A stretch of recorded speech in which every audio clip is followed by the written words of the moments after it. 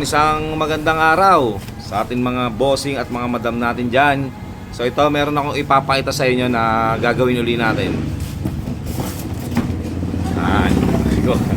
Yan.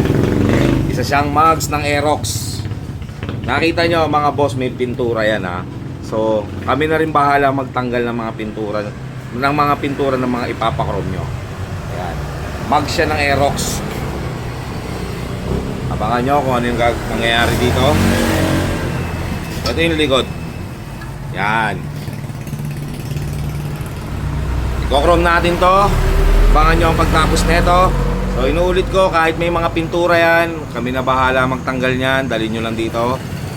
Yun, let's go. So ito na yung natapos natin na mugs. Aerox. Aerox to na mugs, B2. So yun, bubuksan natin. Pero pagka darating sa inyo yung pyesa, talagang nakaganito, nakabalot. So baka nyo, bubuksan natin to, papakita ko sa inyo yung na-finish natin.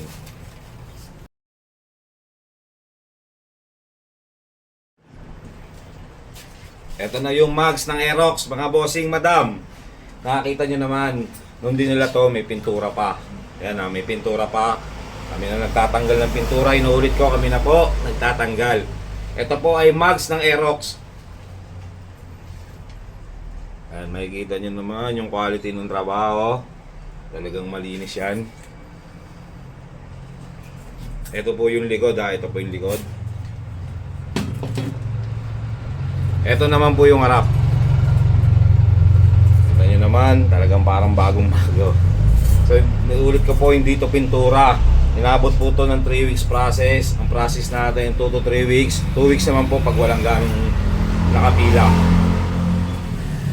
So yun po mga bossing, mag-message lang po kayo sa page namin dyan sa Caloocan Customize. Pwede nyo pong i-waste ang aming shop, Caloocan Customize, 12 Avenue, 176 Corner Rosales Street. Pwedeng manalamin, no? Yan po. Pwedeng manalamin. So ano pa pong inaantay nyo? Ipagawa mo na yung mugs mo, ano yung pyesa ng motor mo, ha? I-message mo lang kami dyan sa page. Gagawin natin yung motor mo o ano man yung ipapagawa mo. So maging makintab. Let's go.